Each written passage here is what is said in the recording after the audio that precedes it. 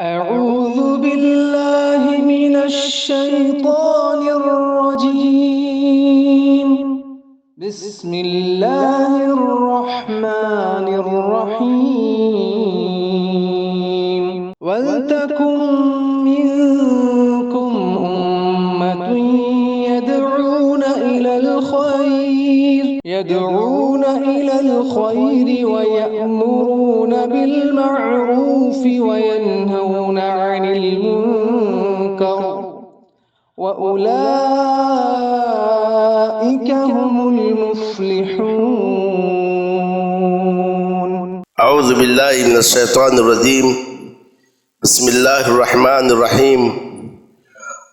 وما كان لبشر أن يكلمه الله إلا وحيا أو من وراء حجاب ويرسل رسولا ويوحي بإذنه ما يشاء إنه علي حكيم. وكذلك أوحينا إليك روحا من أمرنا ما كنت تدري ما الكتاب ولا الإيمان ولكن جعلناه نورا نهدي به من نشاء من عبادنا وإنك لتهدي إلى صراط مستقيم صراط الله الذي له ما في السماوات وما في الأرض ألا إلى الله تصير الأمور.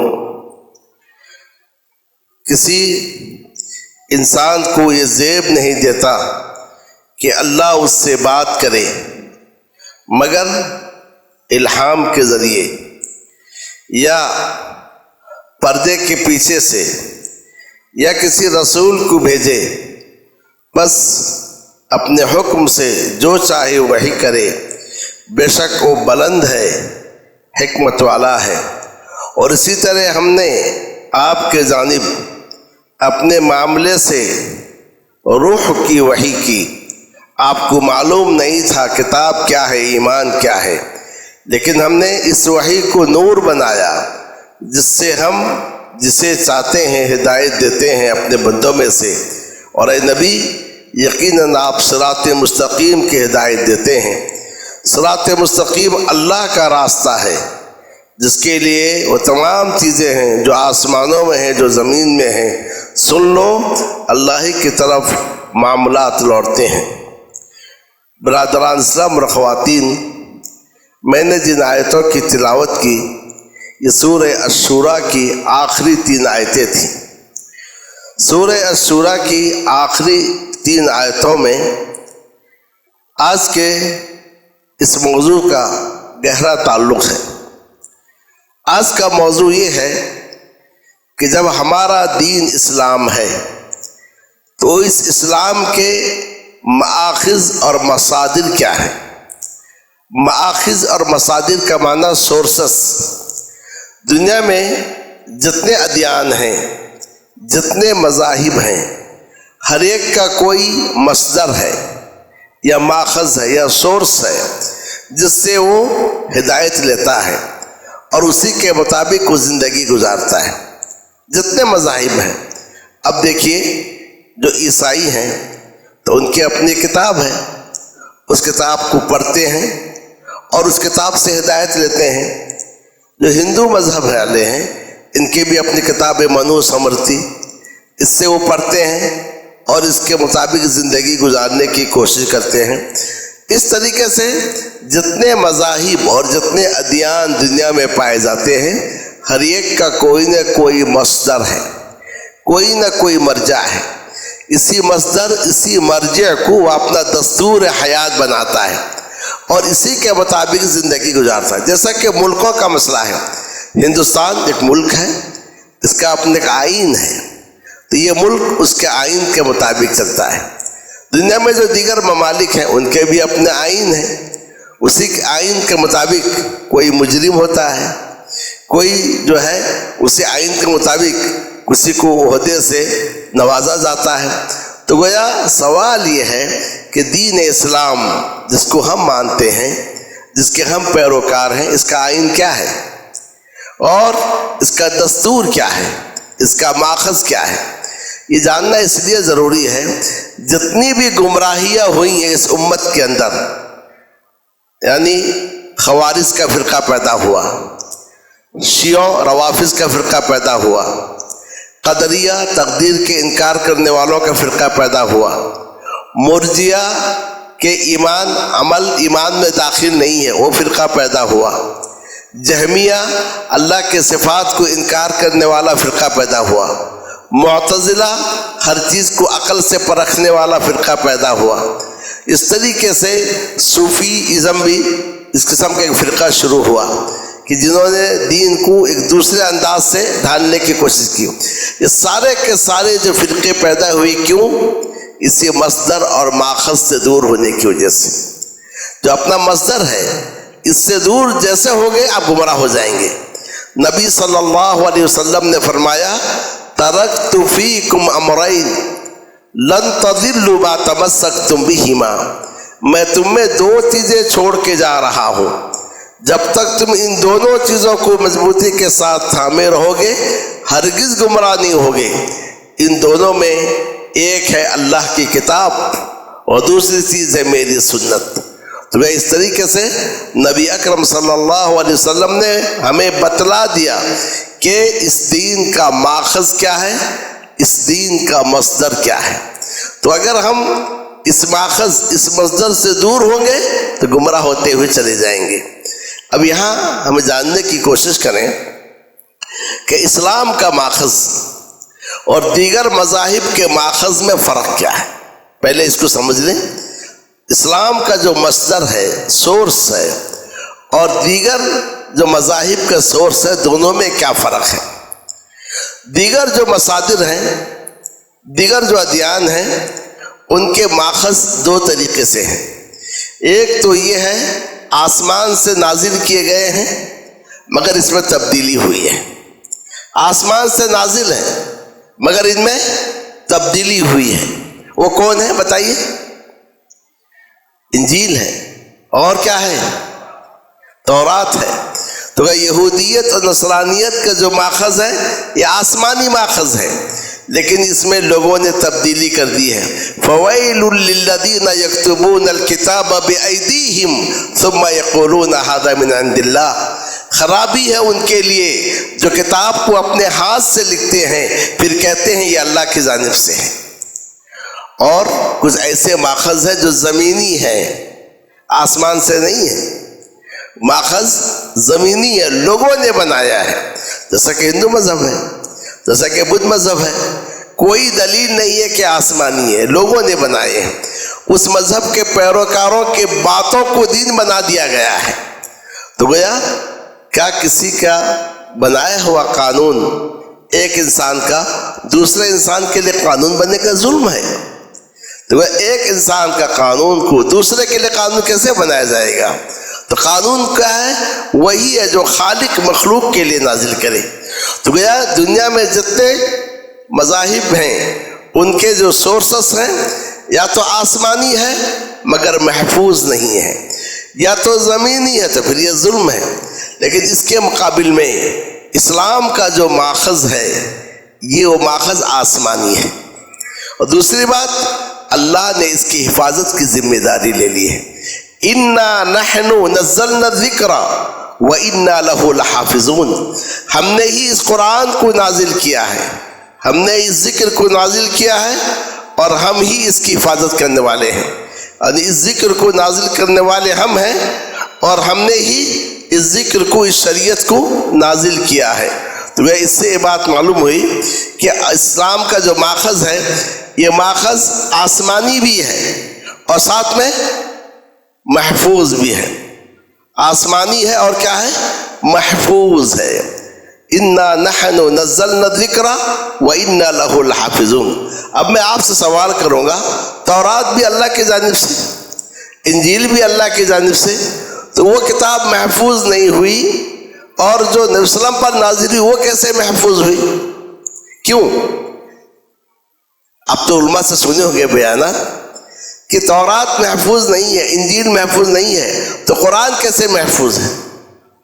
قرآن کی حفاظت کی ذمہ داری اللہ نے لے لی ہے، ورنہ یہاں بھی گڑبڑی کرنے والے پیدا ہوئے، معتزلہ، اشاعرہ، مرجیہ، جہمیہ، خوارج، روافظ، قدریہ، بہائیہ، بابیہ، یہ سارے کے سارے جو فرقے پیدا ہوئے یہ سارے کے سارے اسلام کو بدلنے کی کوشش کیے، لیکن چونکہ اللہ نے حفاظت کی ذمہ داری لی تھی وہ محفوظ ہے۔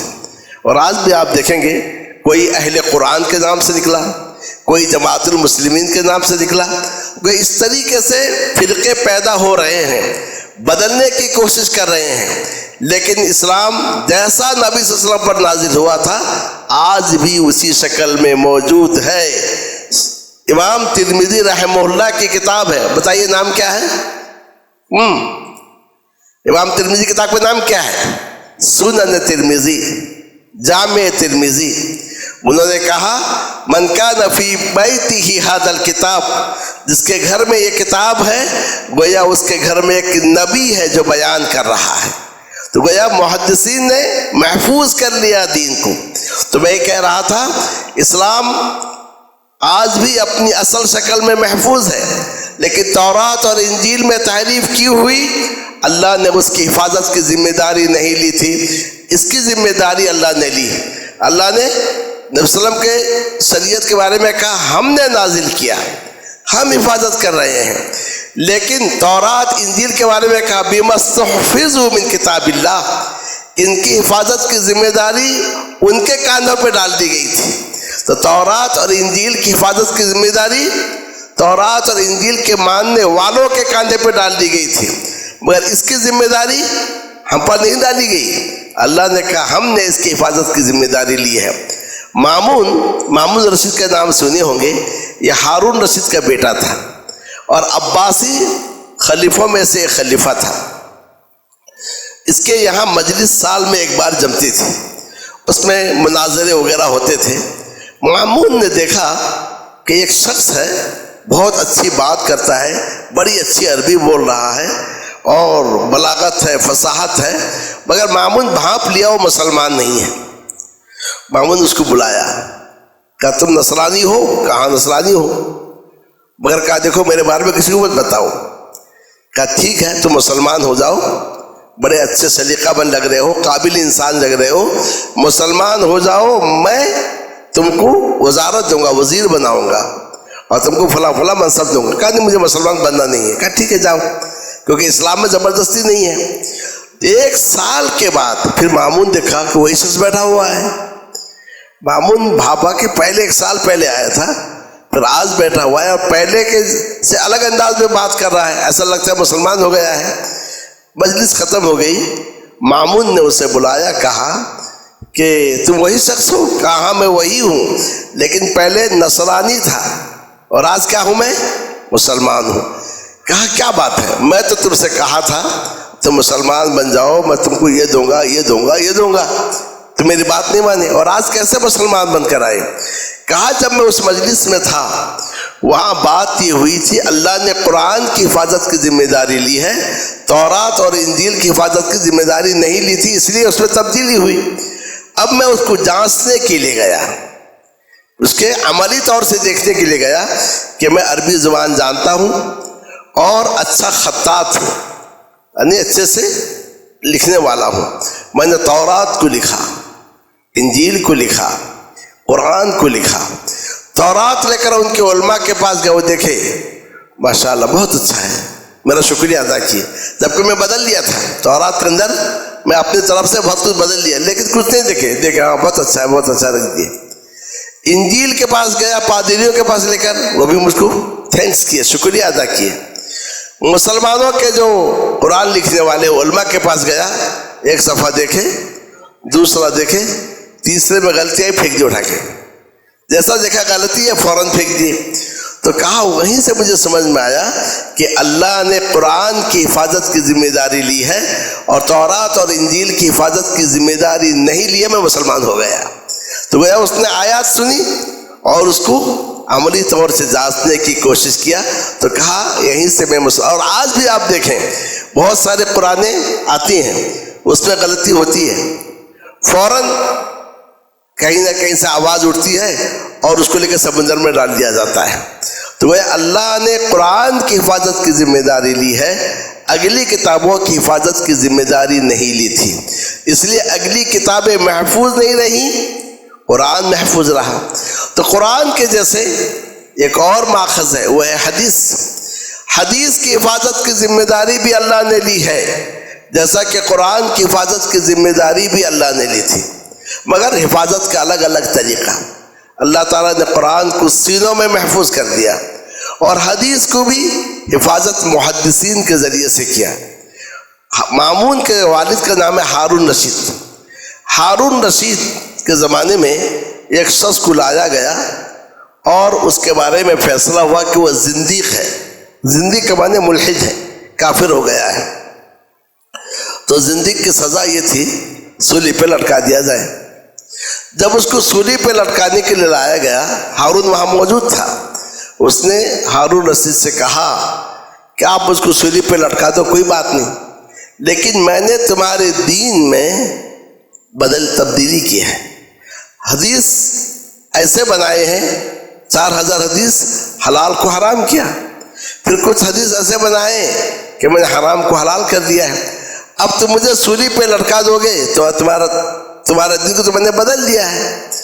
تو ہارون رشید اطمینان سے جواب دیا، وَيْحَكَ يَا عَدُوَّ اللَّهِ، اے اللہ کے دشمن تیری خرابی ہو، کیا تجھے نہیں معلوم اس امت میں عبداللہ بن مبارک جیسے محدث، ابو اسحاق الفزاری جیسے محدث موجود ہیں جو دودھ کو پانی سے الگ کر کے رکھ دیں گے، یہ دودھ ہے اور یہ پانی ہے، تو یہ صحیح حدیث ہے اور یہ ضعیف حدیث ہے، اس کو چھانٹ کے رکھ دیں گے۔ اور ہوا یہی، محدثین کی جماعت پیدا ہوئی، احادیث کے پورے ذخیرے کو چھان بین کیا، اور آخر دور میں شیخ البانی رحمہ اللہ ہے کہ چھان بین کیا، یہ حدیث صحیح ہے، یہ حدیث ضعیف ہے۔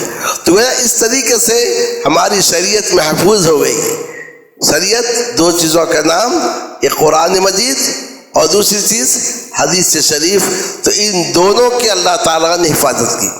اب آپ اس سے سوال کر سکتے ہیں، قرآن مجید کے الفاظ اللہ کے جانب سے ہیں، معانی بھی اللہ کے جانب سے ہے، تو گویا ہم کہہ سکتے ہیں وہ آسمانی مصدر ہے۔ لیکن حدیث کے الفاظ کس کے ہیں؟ رسول اللہ صلی اللہ علیہ وسلم کے ہیں، تو پھر یہ آسمانی کیسے ہوئے؟ حدیث کے الفاظ کس کے ہیں؟ رسول اللہ صلی اللہ علیہ وسلم کے ہیں، تو پھر یہ کیسے آسمانی کتاب ہوئی؟ یہ کیسے دین کے لیے مصدر بنے گا؟ اس کا جواب یہ ہے، روایت سن لیجئے، عبداللہ ابن عمر ابن العاص بڑے صحابی ہیں، وہ نبی صلی اللہ علیہ وسلم سے جو بھی سنتے تھے لکھتے تھے، جو بھی سنے لکھتے تھے۔ تو بعض صحابہ نے کہا کہ تم تو بڑے عجیب آدمی ہو، نبی صلی اللہ علیہ وسلم کی ہر بات کو تم لکھ لیتے ہو۔ تو انہوں نے کہا کہ اس میں حرج کیا ہے؟ کہا دیکھو وہ انسان ہیں، کبھی خوش رہتے ہیں، کبھی غصے میں ہوتے ہیں، کبھی غمگین ہوتے ہیں۔ انسان خوشی کے عالم میں کچھ کہہ دیتا ہے، غمی کے عالم میں کچھ کہہ دیتا ہے، غصے میں کچھ کہہ دیتا ہے، ہر بات لکھنے کی نہیں ہوتی ہے۔ ان کی بہت تشویش ہوئی، نبی صلی اللہ علیہ وسلم کے پاس گئے، جا کر کہا میں آپ کی ہر بات لکھتا ہوں، مگر کچھ لوگ مجھ کو منع کر رہے ہیں، کہتے ہیں آپ غصے میں کچھ کہتے ہیں تو خوشی میں کچھ کہہ دیتے ہیں۔ آپ نے کہا اکتب، لکھو، فواللہ لا یخرج من فی الا حق، قسم اللہ کی میرے منہ سے حق کے علاوہ کوئی بات نکلتی نہیں ہے۔ کیوں نہیں نکلتی؟ اللہ تعالیٰ نے سورہ النجم میں فرمایا وما ينطق عن الهوى ان هو الا وحی یوحی، یہ نبی اپنی خواہشات سے بات نہیں کرتا ہے، اس نبی کی زبان سے جو بات بھی نکلتی ہے وہ کیا ہے؟ وحی ہے، جو اس کے جانب وحی کی جاتی ہے۔ تو گویا قرآن جیسے وحی ہے، اسی طریقے سے حدیث شریف بھی وحی، یاد رکھ لیں، قرآن مجید جیسے وحی ہے ویسے ہی حدیث شریف بھی وحی ہے، دونوں میں فرق ہے۔ فرق یہ ہے قرآن کے الفاظ اور معانی دونوں اللہ کے طرف سے ہیں، حدیث کے الفاظ رسول اللہ صلی اللہ علیہ وسلم کے ہیں، لیکن معانی اللہ تعالیٰ کی طرف سے ہیں۔ آپ کے دل میں بات ڈال دی گئی اور آپ نے اسے اپنے الفاظ میں کہا، یہ اس لیے تاکہ امت پر مشقت نہ ہو۔ قرآن یاد کرنے میں 4 سال لگ جاتے ہیں، اور حدیث کے بھی اگر الفاظ اللہ کے ہوتے پھر اسے یاد کرنے میں زندگی چلی جاتی. تو گیا تاکہ مشقت نہ ہو تو آسانی پیدا کی گئی کہ قرآن کے الفاظ اور معانی دونوں اللہ کے طرف سے ہیں اور حدیث کے الفاظ رسول اللہ کے ہیں لیکن اس کا معنی اللہ کی طرف سے ہے. تو اس سے یہ بات معلوم ہوئی کہ دین اسلام کا جو مصدر ہے، جو مرجع ہے، وہ ہے وحی. وحی چاہے وہ قرآن کی شکل میں ہو، وحی چاہے کس کی شکل میں ہو، حدیث کی شکل میں ہو. یہی جو دین اسلام کا مصدر ہے. تو گویا ہم کسی انسان کی بات کو شریعت نہیں مانتے، کسی انسان کے رائے کو دین نہیں مانتے، کسی انسان کے قول کو ہم مذہب نہیں مانتے. ہمارے پاس دین وہی ہے، مذہب وہی ہے جس کا تعلق کس سے ہو، وحی سے ہو. اللہ تعالیٰ نے فرمایا اتبعوا ما انزل الیکم من ربکم ولا تتبعوا من دونہ اولیاء. تمہارے طرف تمہارے رب کے جانب سے جو چیز نازل کی گئی اس کے پیچھے پیچھے چلو، اس کو چھوڑ کر دوسرے اولیاء کے پیچھے نہ چلو. تو گویا اس سے بات معلوم ہوئی کہ دین اسلام کا ماخذ، مصدر، سورس کیا ہے، وحی الہی ہے، یا کسی انسان کا، اس کے رائے کا کوئی دخل نہیں ہے. اسی لیے آپ دیکھیں گے امام ابو حنیفہ رحمہ اللہ کہتے ہیں جب تم دیکھو کہ حدیث میری بات کے مخالف ہے تو میری بات کو دیوار پہ دے مارو. کیوں کہا؟ کیونکہ میری بات دین نہیں ہے، حدیث کیا ہے، دین ہے. امام مالک کیا کہتے ہیں، ہر ایک کی بات کو لی جائے گی اور اس کو چھوڑا بھی جائے گا سوائے اس قبر والے کے. کس کے؟ نبی اکرم صلی اللہ علیہ وسلم کے. امام احمد کی بات سنیے، آپ نہ شافعی کی تقلید کرو، نہ مالک کی تقلید کرو، نہ اوزاعی کی تقلید کرو، نہ ثوری کی تقلید کرو، بلکہ وہاں سے لو جہاں سے انہوں نے لیا ہے، وہاں سے لو. یعنی انہوں نے قرآن اور حدیث سے لیا ہے، تم بھی کہاں سے لو؟ قرآن اور حدیث سے لو. تو گویا ائمہ کرام نے برات کا اظہار کر دیا کہ ہماری بات کو دین نہیں سمجھنا، بلکہ ہم نے جہاں سے لیا ہے تم وہیں سے لو. امام ابو یوسف کا کہنا یہ ہے کہ میری بات پر کسی کے لیے فتویٰ دینا حلال نہیں ہے جب تک کہ وہی نہیں جانے کہ میری دلیل کیا ہے. تو میری دلیل دیکھو تو معلوم ہو جائے گا میری دلیل ضعیف ہے تو چھوڑ دو. ابو یوسف نے کہا لیا جائے نہیں. بعد میں امت میں جب گمراہی ہوئی، گمراہی اس حد تک پہنچ گئی، کہا گیا قرآن اور حدیث کے ساتھ ہمارے مذہب میں کیا ہے، ہمارے امام نے کیا کہا ہے. بلکہ لوگ اپنے اپنے علاقے کے بزرگوں کے بات کو دین مان لیا، ہمارے بزرگوں نے کیا کہا. نہیں، بلکہ ہر چیز میں دیکھنا ہے کتاب اللہ میں کیا موجود ہے اور یہ دیکھنا ہے حدیث رسول صلی اللہ علیہ وسلم میں کیا چیز موجود ہے. تو یہ بات بہت اہم ہے، یاد کر لیں کہ اپنی زندگی کے کسی بھی معاملے میں صرف عبادت نہیں، معاملات ہو، کسی بھی معاملے میں آپ کو دیکھنا ہے کہ صحیح ہے یا غلط. یہ مت دیکھیے فلاں شیخ نے کیا کہا، فلاں امام نے کیا کہا، فلاں بزرگ نے کہا، یہ مت دیکھو. بلکہ دیکھنا کیا ہے، کیا دیکھنا ہے، اللہ کی طرف سے کیا وارد ہے اور اللہ کے رسول کی طرف سے کیا وارد ہے. یہ جو بات میں بول رہا ہوں، یہ بات اللہ نے اس وقت کہی جب آدم علیہ السلام کو زمین پہ اتارا. جب اللہ تعالیٰ نے آدم علیہ السلام کو زمین پہ اتارا تو کئی باتیں بتائی. ایک تو یہ ہے کہ تم زمین میں اترو، تم میں کے بعض کے دشمن رہو گی. اور یہ بھی کہا زمین میں اترو، ایک مدت تک ساز و سامان ہے، پھر میرے جانب لوٹ کر آنا ہے. اور یہ بھی کہا فَإِمَّا يَأْتِيَنَّكُم مِّنِّي هُدًى، جب تمہارے پاس میری جانب سے ہدایت آ جائے تو جو میری ہدایت کی پیروی کرے ان پر کوئی خوف نہ ہوگا، غم نہ ہوگا. ہدایت کہاں سے آنی چاہیے؟ منی، مطلب اللہ کی طرف سے. تو گویا آدم علیہ السلام کو اتارتے وقت ہی اللہ نے کہہ دیا تھا کہ ہدایت وہی ہے، صراط مستقیم وہی ہے، سیدھا راستہ وہی ہے جس کا تعلق مجھ سے ہو. تو لہذا برادران اسلام اور خواتین، ہمیں یہ چاہیے کہ اس مفہوم کو جانیں، اور یہ اللہ عز و جل کی بڑی نعمت ہے کہ ہمارا دین کا جو سورس ہے، ہمارے دین کا جو مصدر ہے، وہ مصدر لوگوں کی باتیں نہیں ہیں، بلکہ وہ مصدر کیا ہے؟ کلام اللہ ہے، وہ مصدر کلام الرسول ہے۔ اسی لیے ابن سیرین رحمہ اللہ کہتے ہیں جب کوئی شخص پہلے حدیث کہتا قال رسول اللہ کہتا، ہم اپنے کان اس کے جانب جھکا لیتے تھے، قال رسول اللہ کہا ہے۔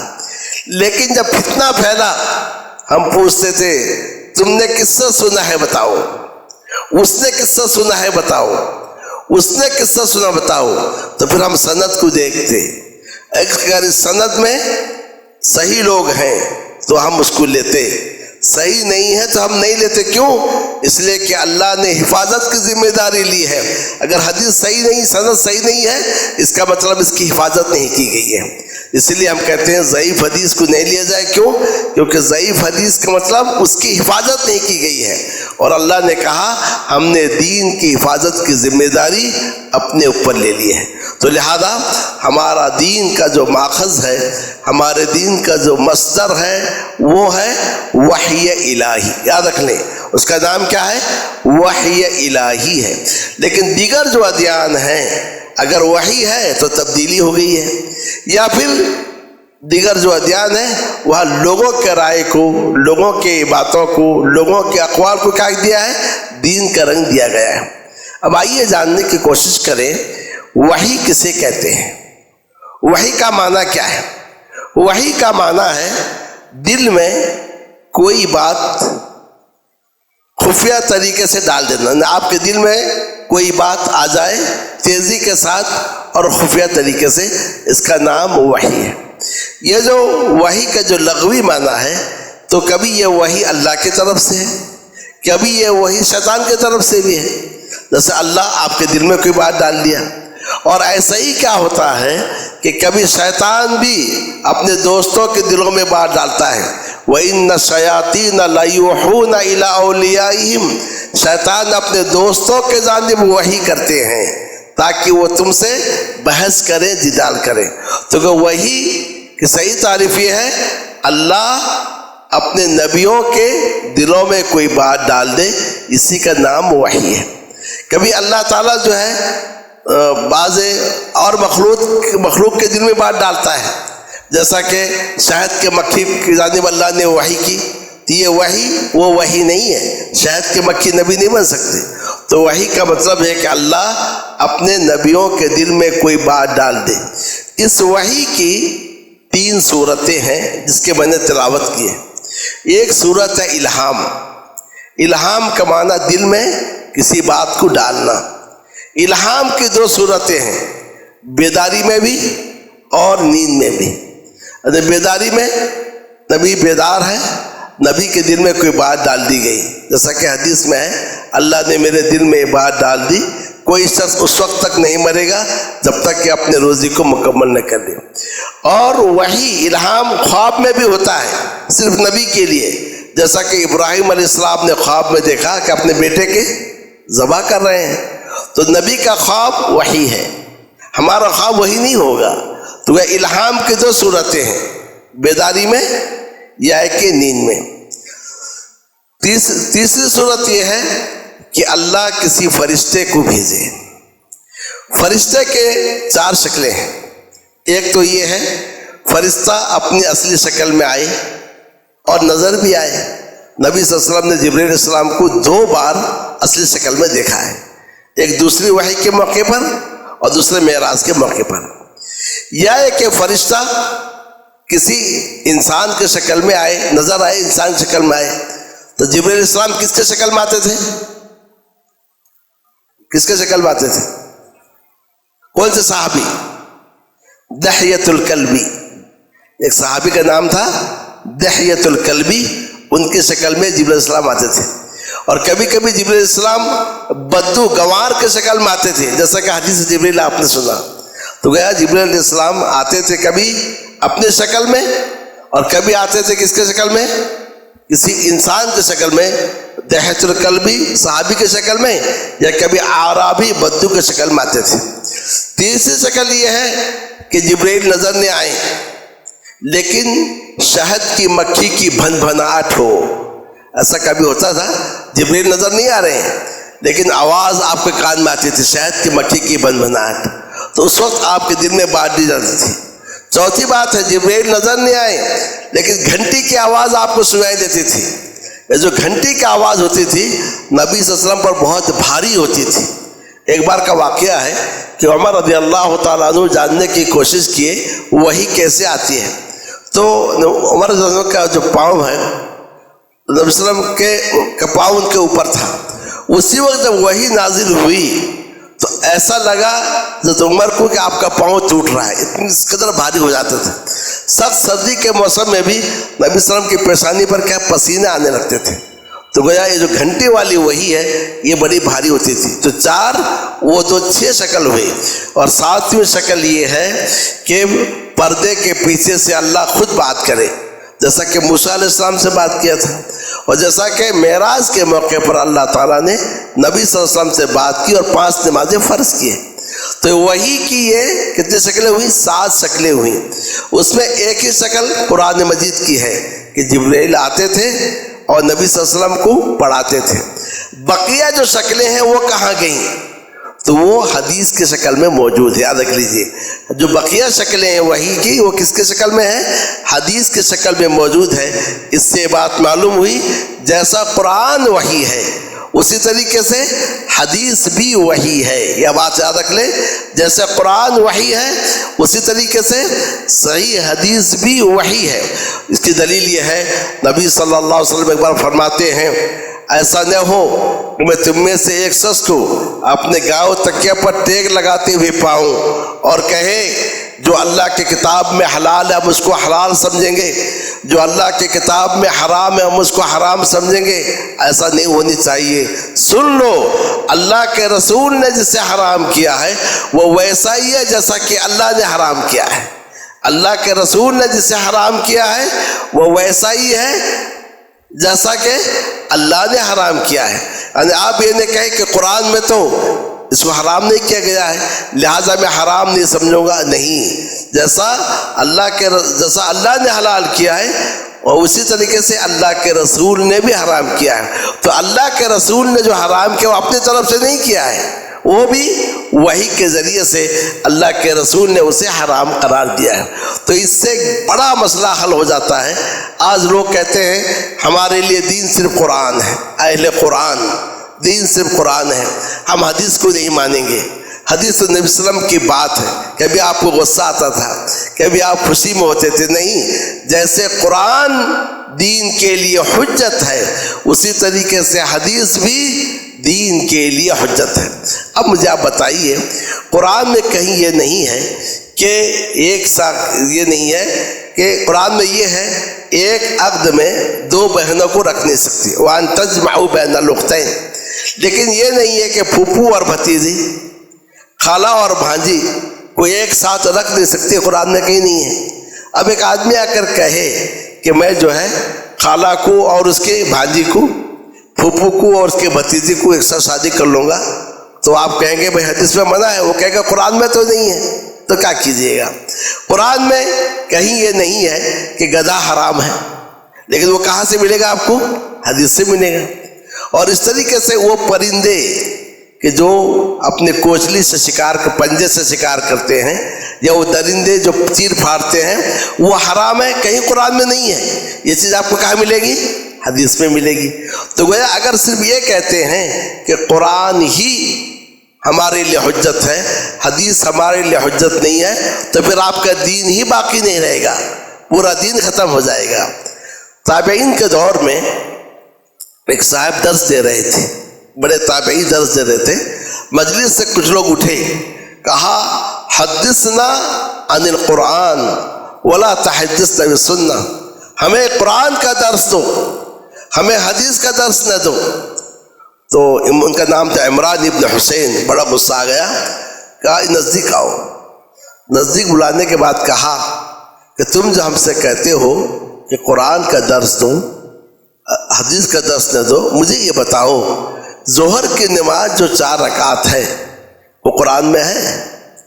عصر کی نماز جو 4 رکعت ہے کیا وہ قرآن میں ہے؟ مغرب کے جو 3 رکعت ہے کیا وہ قرآن میں ہے؟ یہ جو روزہ رکھ کے تفاصیل ہے کیا وہ قرآن میں ہے؟ زکوٰۃ کی تفاصیل قرآن میں ہے؟ حج کی تفسیر قرآن میں ہے؟ نہیں ہے۔ پھر تم کیسے نماز پڑھو گے؟ کیسے روزے رکھو گے؟ کیسے حج کرو گے؟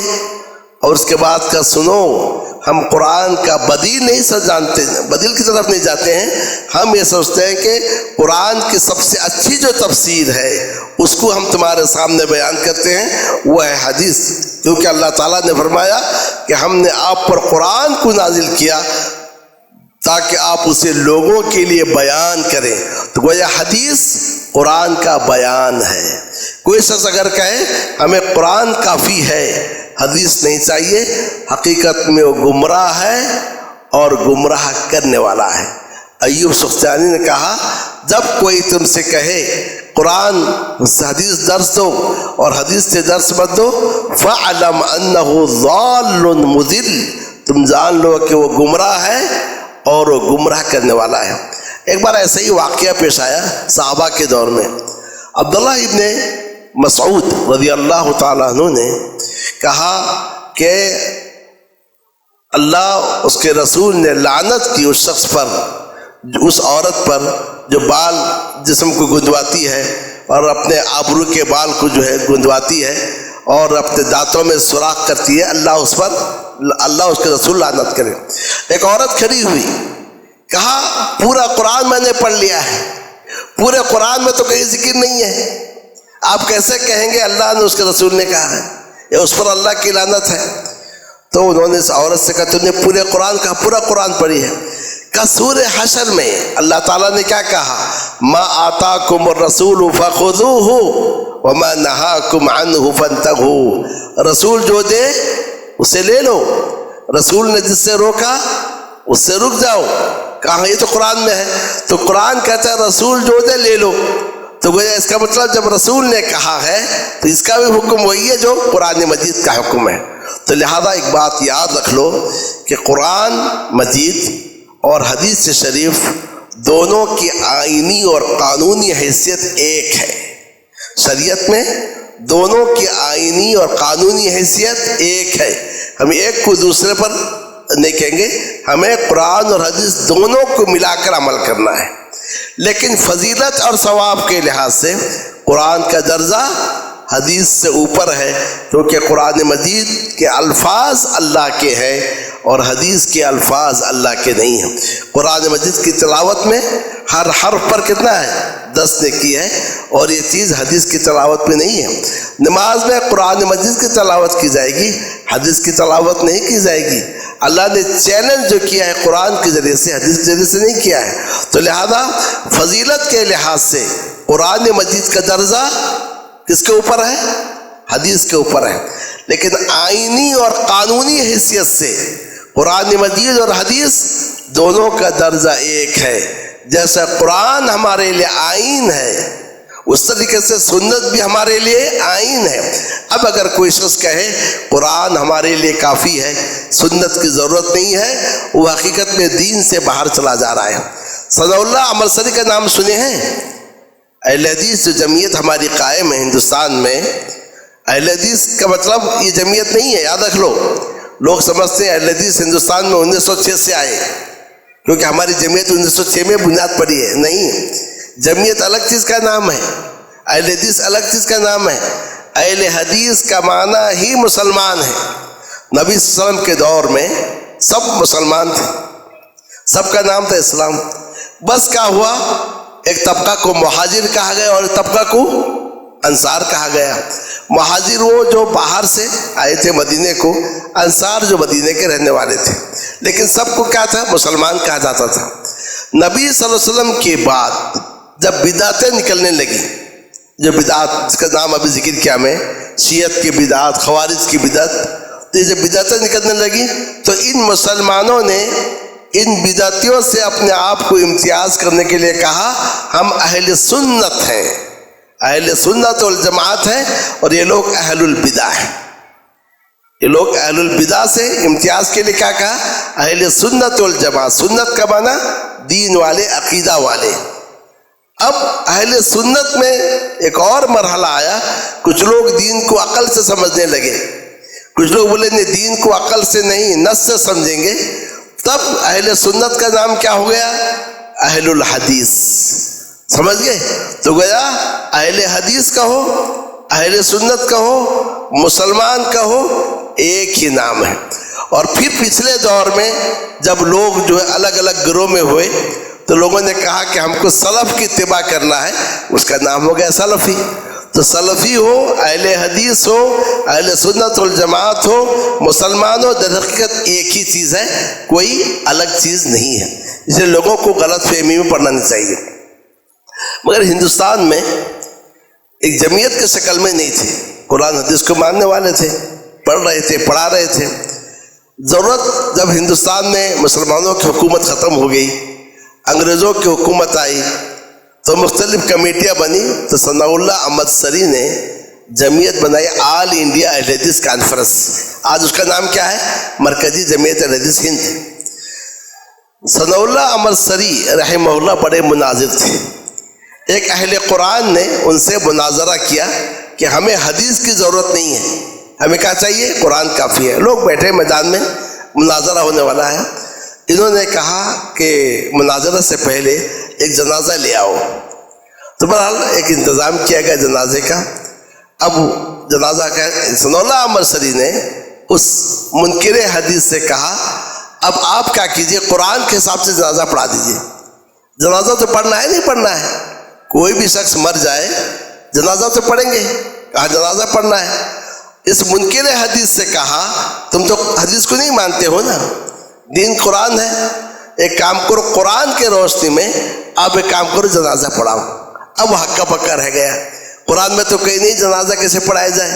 تو اس سے یہ بات معلوم ہوئی کہ دین پر عمل کرنے کے لیے قرآن اور حدیث دونوں کا ہونا ضروری ہے۔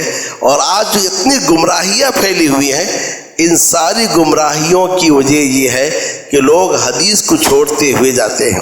اس لیے امیر المومنین عمر ابن خطاب رضی اللہ تعالیٰ عنہ نے کہا تھا کہ اہل بدعت پر تم سنت کی تیر چلاؤ۔ دیکھو جن جن علاقوں میں حدیث کا درس ہوتا ہے، حدیث کا چرچا ہوتا ہے اور ذہن ہے حدیث کو ماننے کی، بدعت کی دکانیں بند ہو جاتی ہیں۔ جہاں حدیث کا درس بند ہو جائے، پڑھنا پڑھانا نہیں ہو، وہاں پر بدعت کی دکانیں کھلتی رہتی ہیں۔ جتنی بدعتیں پیدا ہوئی ہیں اس کا پہلا اہم سبب حدیث کو چھوڑنا ہے، حدیث کو حجت نہیں ماننا ہے۔ جہاں حدیث کو حجت نہیں مانے وہیں پر کیا ہے؟ گمراہی پھیل گئی۔ ان ساری باتوں کا خلاصہ جو میں آپ کو بتانا چاہتا ہوں وہ یہ ہے، بلکہ یہی ہمارے 3 روز کا بھی خلاصہ ہو سکتا ہے اگر آپ سمجھ لیں کہ ہمارا جو دین ہے، دین اسلام، اس کا جو سورس ہے، اس کا جو مصدر ہے، اس کا جو مرجع ہے وہ کیا ہے؟ قرآن مجید اور صحیح حدیث، یہی ہمارا مرجع ہے۔ تو اس کے علاوہ کوئی تیسرا ہمارے لیے مرجع نہیں ہے۔ اس لیے قرآن میں جہاں اللہ نے کہا رسول کی اطاعت کرو، اللہ کی اطاعت کرو، رسول کی، ذمہ داروں کی اطاعت کرو، پھر آگے کہا جب تنازع ہو جائے، جھگڑا ہو جائے، تب کس کی بات ماننا ہے؟ فَرُدُّوهُ إِلَى اللَّهِ وَالرَّسُولِ، تب ذمہ داروں کی بات نہیں ماننی ہے، تب اللہ اور اس کے رسول کی بات ماننی ہے۔ تو گویا ہمارے لیے اطاعت کے 2 مرکز ہیں، ایک اللہ اور دوسرا اس کے رسول۔ اس امت میں بہت اختلافات آئے، رسول وسلم کی وفات کے بعد یہ اختلافات شروع ہو گئے۔ بھئی کسی نے کہا آپ کی وفات ہو گئی، کسی نے کہا آپ کی وفات نہیں ہوئی ہے، آپ بس گئے ہیں اللہ سے ملنے کے لیے، آ جائیں گے۔ ایسے موقع پر ابوبکر صدیق نے تلاوت کی قرآن مجید کی، جیسا سننا تھا سب مان لیے۔ اب یہ ہوا کہ نبی صلی اللہ علیہ وسلم کو غسل کیسے دیا جائے، دفن کہاں کیا جائے، تو ابوبکر صدیق نے ایک حدیث سنائی، مان لیے۔ خلیفہ کون بنایا، کس کو بنایا جائے، ابوبکر صدیق نے حدیث سنائی، لوگ مان لیے۔ تو امت میں جتنے اختلافات آئے سب کا حل کس سے نکالا گیا؟ قرآن مجید کی آیت اور حدیث شریف سے۔ اور آج بھی جو اختلافات ہیں، چاہے جماعتی سطح پر ہو، چاہے ہمارے اپنے گھر کے سطح پر ہو، چاہے میاں بیوی کے جھگڑے ہو، چاہے ساس اور بہو کے جھگڑے ہو، رشتہ داریوں میں جو دیواریں کھڑی ہوئی ہیں، ان سب کا حل یہی ہے، ہم کتاب اللہ اور سنت رسول کے جانب لوٹے. اگر ہم کتابullah سنت رسول کے جانب لوٹے تو انشاءاللہ سارے کے سارے مسائل حل ہو جائیں گے. اس کے بعد ایک اور بات یہ ہے جس پر میں اپنی بات ختم کروں گا، وہ یہ ہے قرآن مجید کو سمجھیں گے کیسے، حدیث شریف کو سمجھیں گے کیسے. اس کا جواب آپ دیں گے کہ قرآن مجید کو آج جتنے جماعتیں ہیں سب کا کہنا ہے کہ قرآن اور حدیث، کوئی نہیں کہتا ہم قرآن کو چھوڑتے ہیں حدیث کو چھوڑتے ہیں.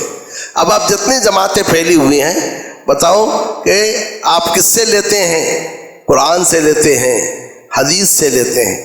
ہر ایک مسلک والا کا اپنا ایک قرآن وہی ہے، ترجمہ اپنے حساب سے کیے ہیں، ہر ایک کا اپنا اپنا ترجمہ قرآن ہے. تو کوئی قرآن کو اور حدیث کو چھوڑتا نہیں ہے. ہر مدرسے میں قرآن حدیث پڑھاتے ہیں. لیکن سوال یہ ہے کہ قرآن اور حدیث کو ہم کیسے سمجھیں؟ اس کا جواب آپ لوگ سوچیں. میں بس ایک بات آپ کو حدیث سناتا ہوں، آپ جواب تلاش کریں. نبی صلی اللہ علیہ وسلم نے فرمایا کہ یہود 71 فرقے میں بڑھ گئے، نصارہ 72 فرقے میں بڑھ گئے، اور میری یہ امت کتنے فرقے میں بڑھے گی؟ 73 فرقے میں بڑھ جائے گی. کہا گیا کہ ان 73 فرقوں میں کس کے لیے نجات ہے؟ کون فرقہ ناجیہ ہے؟ حضور صلی اللہ علیہ وسلم نے کیا کہا؟ جس پر میں ہوں اور میرے صحابہ ہیں. ما انا علیہ و اصحابی، جس پر میں ہوں اور جس پر میرے صحابہ ہیں، جو اس راستے کو اپنائے گا وہ نجات کا راستہ. آپ نے کوئی نام نہیں دیا، فلاں فلاں فلاں فلاں نام نہیں دیا. جس راستے پر میں اور میرے اہل سنت ہی جائے گا جنت میں، اہل حدیث ہی جائے گا، فلاں فلاں نہیں کہا. جس راستے پر میں ہوں اور میرے صحابہ ہیں وہ جنت میں جائیں گے، وہی فرقہ ناجیہ ہے. اب حدیث سن لیا. اب آپ مجھے بتائیے کہ قرآن اور حدیث کو سمجھنے کے لیے کس کو دیکھنا ہے؟ صحابہ کو دیکھنا ہے کہ صحابہ نے کیسے قرآن اور حدیث کو سمجھا ہے. اسی کا نام ہے منہج سلف. تو منہج سلف کا مطلب یہ ہے کہ قرآن اور حدیث کو سمجھنے کے لیے یہ دیکھیں گے کہ صحابہ کرام نے اس آیت کو کیسے سمجھا، صحابہ کرام نے اس حدیث کا کیا مفہوم نکالا. تو جیسا انہوں نے سمجھا ہے ویسے ہی ہم سمجھیں گے. تو صحابہ کرام معیار ہدایت ہے. کیوں؟ اس لیے کہ قرآن میں اللہ نے ذکر کیا کہ اللہ ان سے راضی ہو گیا. معیار ہدایت اس لیے قرآن نے ان کے ایمان کو معیار قرار دیا. فَإِنْ آمَنُوا بِمِثْلِ مَا آمَنْتُمْ بِهِ، بعد والے ایمان لائے جیسے کہ صحابہ تم ایمان لائے ہو تو ہدایت پر ہوں گے. جب منافقین نے صحابہ کو سفہا کا، بیوقوف کہا، قرآن نے اس کا جواب دیا وہ نہیں تم بیوقوف ہو. تو گویا صحابہ معیار ہدایت ہیں. جب صحابہ معیار ہدایت ہیں، نبی صلی اللہ علیہ وسلم نے فرمایا کہ میرے صحابہ کو اپنے مجلس کا میں گفتگو کا نشانہ نہ بناؤ، میرے صحابہ کو گالی مت دو. تو گویا صحابہ کو معیار ہدایت قرار دیا گیا. تو لہذا ہمیں یہ دیکھنا ہے کہ صحابہ نے کیسے دین کو سمجھا ہے. صحابہ نے جس طریقے سے دین کو سمجھا ہے ہم کو اسی طریقے سے کس کو سمجھنا چاہیے؟ دین کو سمجھنا چاہیے. بس اس چیز کو اپنا لیں کہ قرآن مجید اور حدیث ہمارے لیے دلیل ہیں، کوئی اور دلیل نہیں ہے. اور قرآن اور حدیث کو سمجھنے کے لیے صحابہ کے فہم کو دیکھا جائے گا. تو صحابہ کے فہم کو سامنے رکھیے، اب سارا کا سارا مسئلہ حل ہو جائے گا. ایک مثال آپ کے سامنے پیش کرتا ہوں، وہ یہ ہے قرآن میں ایک جگہ ہے اللہ سے ڈرو اور اس کے جانب وسیلہ چاہو. قرآن کی آیت ہے اللہ سے ڈرو اور اس کے جانب وسیلہ چاہو. اب اس آیت سے بدعتی لوگ بھی دلیل پکڑتے ہیں. قرآن نے کہا وسیلہ پکڑو اور آپ منع کرتے وسیلہ نہیں پکڑنا ہے. قرآن نے کیا کہا وسیلہ پکڑو اور آپ کہتے وسیلہ نہیں پکڑنا ہے. ہم آئیں گے صحابہ کے جانب کہ صحابہ نے وسیلہ کا کیا معنی سمجھا ہے. عبداللہ ابن عباس کی تفسیر ہم دیکھتے ہیں تو عبداللہ ابن عباس کہتے ہیں وَابْتَغُوا إِلَيْهِ الْوَسِيلَةَ اَيْ تَقَرَّبُوا إِلَيْهِ بِالطَّاعَةِ، اللہ کے قریب ہو اس کی اطاعت کے ذریعے سے، یعنی اللہ تعالیٰ کے قریب ہو جاؤ اس کی اطاعت کر کے. اطاعت کیسے کریں گے؟ فرائض کی پابندی کرو، نوافل کا اہتمام کرو تو تم کو وسیلہ مل جائے گا، اللہ کی قربت مل جائے گی. اور وہ حدیث ہے 3 افراد جا رہے تھے، بارش ہوئی، کار میں بیٹھے، چٹان آیا، ہر شخص اپنے ایک نیک عمل کا وسیلہ پکڑا تو لہذا اللہ کا طرف وسیلہ چاہو یعنی نیک عمل کے ذریعے سے، وہاں یہ نہیں بزرگوں کے ذریعے سے، مردوں کے ذریعے سے، مدفون حضرات کے ذریعے سے نہیں ہے۔ تو اس طریقے سے جہاں جہاں قرآن میں شبہات لائے جائیں گے اس کا جواب یہ ہے، آپ پوچھیں گے صحابہ نے اس کو کیسے سمجھا ہے، کیونکہ وحی ان پر نازل ہوئی تھی ان کے دور میں اور وہ وحی کو سمجھتے تھے۔ تو گمراہی سے بچنے کی راستہ یہ ہے، ان باتوں کو مضبوطی سے تھام لو کہ قرآن ہمارے لیے دلیل ہے، حدیث ہمارے لیے دلیل ہے، لوگوں کی رائے، لوگوں کی بات ہمارے لیے دلیل نہیں ہے۔ قرآن اور حدیث کو ہم سمجھیں گے صحابہ کے فہم اور ان کے سمجھ کے لحاظ سے، تو لہذا فہم صحابہ بھی ہمارے لیے معیار ہے۔ ایک مثال دیتا ہوں، جب خوارج کا فرقہ الگ ہوا، خوارج جب فرقہ الگ ہوا، وہ حضرت علی رضی اللہ تعالیٰ عنہ معاویہ کے درمیان میں کچھ صلح ہوئی، اس سے فرقہ الگ ہوا۔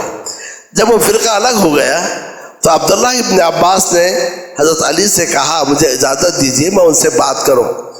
علی رضی اللہ کا بڑے سخت لوگ ہیں، تم کو قتل کر دیں گے۔ کہا نہیں نہیں آپ بے فکر رہیے، میں اچھے انداز سے ان سے بات کروں گا۔ تو عبداللہ ابن عباس رضی اللہ تعالیٰ عنہ جو قرآن کے بہت بڑے عالم تھے، وہ اچھا لباس پہنے، جیسا آپ کسی سے ملنے جا رہے ہیں اچھا لباس پہنے، سر اور کو اچھے سے کنگا انگی کیے، خوشبو لگائے، ان کے پاس گئے۔ یہ لوگ کہتے تھے یہ سب دنیا داری ہے، اچھا لباس پہننا، خوشبو لگانا دنیا داری ہے۔ تو دیکھتے ہی بول دیے کہ یہ سب کا تم اچھا لباس پہن کے آئے ہو، دنیا دار انسان ہو۔ تو انہوں نے کہا، اللہ نے کہا قل من حرم زینت اللہ، کہہ دیجئے وہ کون ہے جو اللہ کے زینت کو حرام قرار دیتا ہے جیسے اللہ نے لوگوں کے لیے پیدا کیا ہے۔ اب وہ خاموش ہو گئے، قرآن سے جواب دیا۔ تو اس کے بعد انہوں نے آخر میں کہا اچھا تم ہمارے پاس کیوں آئے ہو، یہ جواب سنانا ہے۔ خوارج نے کہا تم ہمارے پاس کیوں آئے ہو؟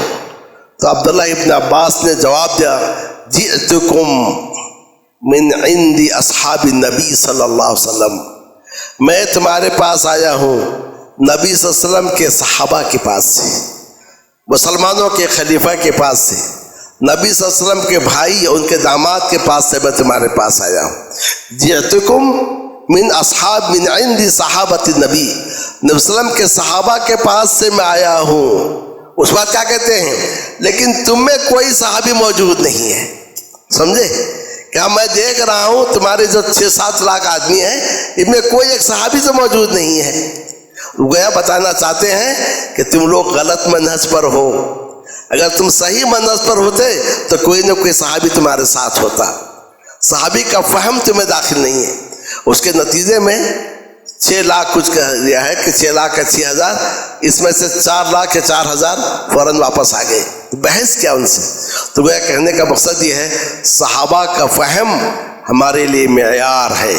تو ہر چیز میں ہم کو یہ دیکھنا پڑے گا ان آیات اور ان احادیث کو صحابہ نے کیسے سمجھا ہے۔ اگر آپ صحابہ کے فہم کو سامنے رکھ لیں گے تو انشاءاللہ ہر قسم کی گمراہی سے ہم اپنا آپ کو بچا لیں گے۔ تو اللہ کا شکر ادا کریں کہ اللہ تعالیٰ نے ہمیں دین بھی دیا اور دین کی حفاظت کی ذمہ داری بھی اللہ تعالیٰ نے ہمیں عطا کیا، اور ساتھ میں اللہ تعالیٰ نے جو ہے ہمارے اس دین کا جو کہ بنیاد ہے، دلیل ہے، قرآن ہے، حدیث ہے، اور ساتھ میں کیا ہے، ان دونوں کو سمجھنے کے لیے کس کو دیکھنا ہے؟ فہم صحابہ، صحابہ کرام کے فہم، اسی کا نام ہے منہج سلف۔ منہج سلف کوئی الگ چیز نہیں ہے، منہج سلف کوئی دلیل نہیں ہے، دلیل قرآن و حدیث، لیکن قرآن و حدیث کو سمجھنے کا جو طریقہ ہے، جیسے کہ دوسرے انہیں کیسے سمجھا جائے، انہیں سمجھا جائے صحابہ کے فہم کے مطابق اور ان لوگوں کے فہم کے مطابق جو صحابہ کے راستے پر ہیں۔ تو وہ اس طریقے سے اگر ہم اس اصول کو اپنا لیں گے انشاءاللہ جتنے فرقے بنیں گے، جتنی تحریکیں آپ کے پاس آئیں گے، کوئی آپ کو ہلا نہیں سکتی۔ کوئی آپ کے پاس اگر کوئی چیز پیش کرے، آپ کہیں دلیل دو قرآن سے، آپ کہیں گے دلیل دو حدیث سے، جب وہ دلیل دے آپ کہیے صحابہ نے اس آیت کو کیسے سمجھا، صحابہ نے اس حدیث کو کیسے سمجھا، بات یہیں پر ختم ہو جائے گی۔ تو جو چیز صحابہ کے دور میں دین نہیں تھی وہ چیز آج دین نہیں بن سکتی۔ ایک مثال دیتا ہوں، بہت سارے لوگ ہیں مردے کو دفنانے کے بعد اذان دیتے نہیں دیتے؟ مردے کو دفنانے کے بعد قبرستان میں اذان دیتے ہیں، اور بہت سارے ہیں اذان سے پہلے اللہم صلی علی پڑھتے ہیں یا اذان کے بعد سلام علیکم پڑھتے ہیں، ہے نہیں؟ اب اگر آپ ان سے کہیں گے تو وہ کہیں گے اس میں کیا برائی ہے؟ درود پڑھنے کی تو فضیلت ہے، ہم تو درود ہی پڑھ رہے ہیں، ہم کیا کر رہے ہیں؟ وہاں تو اذان ہی دے رہے ہیں اور غلط نہیں کر رہے ہیں۔ آپ کہیں گے نبی صلی اللہ علیہ وسلم کے دور میں کیا مردوں کو دفنایا جاتا تھا؟ ہاں دفنایا جاتا تھا۔ جب دفنایا جاتا تھا تو کیا دفنانے کے بعد اذان دیتے تھے؟ نہیں ہے۔ اس دور میں اذان دی جاتی تھی کہ اذان سے پہلے صلاۃ و سلام پڑھتے تھے؟ نہیں پڑھتے تھے۔ تو جو چیز اس دور میں دین نہیں تھی وہ چیز آج کے دور میں دین نہیں بن سکتی۔ اس لیے عبداللہ ابن مسعود کہتے ہیں اتبعوا ولا تبتدعوا، تم پیروی کرو، نئی نئی چیز ایجاد نہ کرو، فقط کفیتم، تمہارے لیے کفایت کر لی گئی ہے۔ تو لہذا یہ دین اتباع کا نام ہے۔ اس دین کے جو مصادر ہے، مراجع ہیں، وہ قرآن اور حدیث، اور قرآن اور حدیث کو جو سمجھنا ہے کیسے سمجھنا ہے؟ صحابہ کے فہم کے مطابق سمجھنا ہے۔ اگر اس چیز کو ہم اپنا لیں تو انشاءاللہ بہت ساری گمراہیوں سے ہم بچ جائیں گے، اور جو امت میں گمراہی پیدا ہوئی ہیں سب کی وجہ یہی ہے کہ یا تو حدیث کو چھوڑ دیا، قرآن کو چھوڑ دیا، اپنے رائے پہ چلے، یا پھر کیا کہ فہم صحابہ کو چھوڑ دیا، حدیث کو سمجھے اپنے عقل اور اپنے رائے کے حساب سے، صحابہ کے فہم کو چھوڑ دیے تو اس کے نتیجے میں گمراہ ہوئے۔ آج جتنے مذاہب پائے جاتے ہیں دنیا میں، کوئی کہتا ہے کہ گوتم بدھ نے کہا، اسے کہیں سند پیش کرو، کسی کے پاس سند نہیں ہے۔ جتنے مذاہب ہیں، کوئی کہتا ہے عیسیٰ علیہ السلام نے کہا، اس سے کہو سند پیش کرو، کسی کے پاس سند نہیں ہے۔ سند اگر ہے کس کے پاس؟ صرف امت اسلامیہ کے پاس ہے، وہ بھی صرف حدیث میں۔ آج اگر کوئی کہے امام شافعی نے کہا، بولو سند پیش کرو، سند اس پہ بھی نہیں ہے۔ سند صرف کس میں ہے؟ قال رسول اللہ کے اندر سند ہے۔ تو اللہ نے اس طریقے سے قرآن کی بھی حفاظت کی اور اللہ تعالیٰ نے حدیث کی بھی حفاظت کی ہے۔ یقین جانیے ہم بہت بڑی نعمت میں ہیں، یہ نعمت دنیا میں کسی اور کو حاصل نہیں ہے۔ تو اس نعمت کا تقاضا یہ ہے ہم اللہ کا شکر ادا کریں۔ اللہ نے ہمیں خالص دین عطا کیا ہے، سچا اور صحیح دین عطا کیا ہے، اور ہمیں چاہیے دین کو سمجھیں، مضبوطی کے ساتھ اس دین کو تھامے رکھیں، اور ہر قسم کی گمراہی سے اپنے آپ کو دور رکھیں، کیونکہ ہر آئے دن نئی نئی لاجک آتی ہے، اس لاجک کے ذریعے سے ذہن کو بدلنے کی کوشش کی جاتی ہے، مگر کتاب اللہ، سنت رسول اللہ کسی لاجک کے تابع نہیں ہے۔ امام مالک نے کہا تھا کہ جب کبھی کوئی جھگڑالو آئے اس کے بعد سے ہم اللہ کی کتاب کو چھوڑیں، نہیں ہو سکتا ہے۔ امام مالک نے یہ بھی کہا اس امت کا آخری فرد کی اصلاح کا طریقہ وہی ہے جس سے اول فرد کی اصلاح ہوئی ہے۔ تو لہذا ہمیں چاہیے دین کو سمجھیں، یہ دین جو ہمیں ملا ہے اللہ عز و جل کی بہت بڑی نعمت ہے، اور ہر قسم کی گمراہی سے اپنے آپ کو بچائے رکھیں، اور اس سے بڑھ کر یہ ہے اللہ سے دعا کریں اے اللہ ان اختلافی امور میں ہمیں ہدایت کا راستہ بتلا دے، اور ہدایت کے راستے پر ہمیں گامزن رکھ۔ وصلی اللہ تعالی علی النبی الکریم وعلی آلہ وصحبہ اجمعین۔